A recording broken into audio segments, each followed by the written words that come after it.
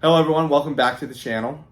My How This Natural benches 500 plus pounds is popping off recently. Sorry about the sirens in the back. And I'm very excited about that. I hope to continue to entertain you guys, educate you guys on how I lift and my mindset kind of going into lifts and competing as a competitive powerlifter.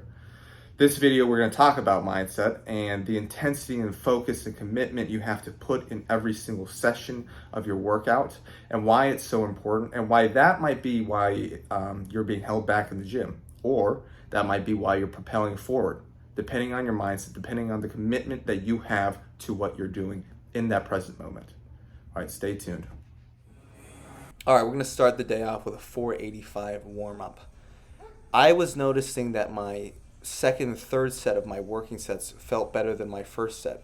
And obviously this is because I was not, quote-unquote, warmed up enough. Now, I did plenty of work at lower weights, but it was just not prepping me for the movement like a heavy single does.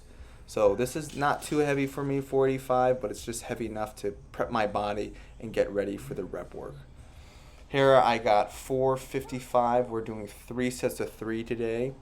I'm only going to show you the first set. Nice setup there. Now, each and every rep I'm doing, I'm focusing on depression of the scapula, so keeping my shoulders down, and then punching the weight up, like I talked about in How This Natural benches 500 pounds. So I push the bar back and rotate my shoulders in and up, all while keeping my scaps depressed. Here we're just going to go for a static hold of 545. After this, I was like, oh my gosh, I have this. 545 is there. I don't know how soon, but it's there soon.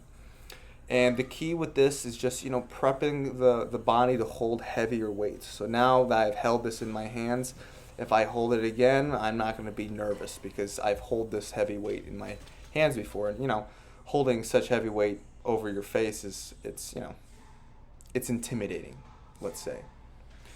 Then we're going to go into a close grip decline bench press. Here's how you set up a close grip decline or a decline bench. If you don't have a decline bench apparatus or setup, you can just kind of bridge up onto your upper back and then go into the bench. Now at the gym we do have a decline bench. It is a little sketchy though. I don't feel totally comfortable on it like I do just bridging normally. So that's why I decided to bridge this week. It is a little bit more difficult because you're also adding in a balancing act, which is not optimal for trying to generate as much force as possible, but it got the work done.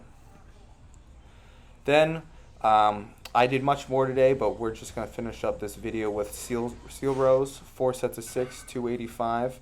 Your upper back has an amazing ability to recover for most people, so you can hit upper back, I would say, most training days, at least 3 to 4 times a week, and you are going to get a lot of growth and adaptation from it.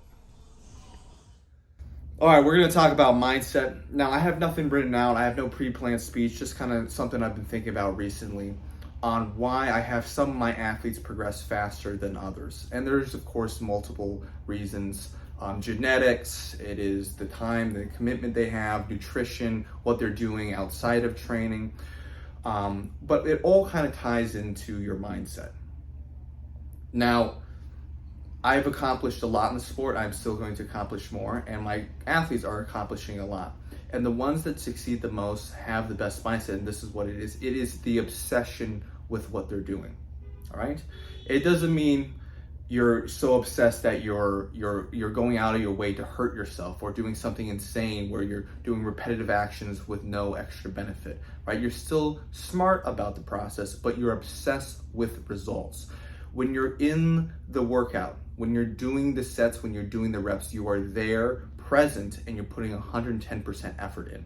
Does that mean you have to go to failure every single time? No. But from the reps and sets you do, even whether it's an RP7 or an RP10, you're putting all you can into those reps. And the next thing is going to be consistency. I see so many times, it's such a shame, these gifted athletes, and they immediately blow up, 10, 15 pounds on their squat, bench, or deadlift. They're putting on muscle mass, they're looking great, and they have like a solid 2-3 months on, and then they fall off for a month. And then they come back, and then it's the same wishy-washy kind of training, and those people will never succeed because it has to be a commitment. You have to love it. Whether it's 2 days a week or 6 days a week, it doesn't matter. Find that schedule, find that time commitment that you can make, and then put 110% effort into it.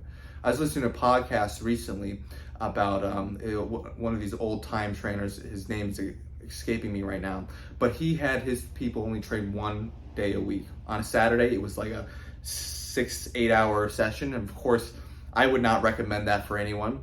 And the science doesn't really support that. But these people were making tremendous progress. And the reason is because they were there in the moment, putting 110% effort in, and they would do that week in and week out with consistency.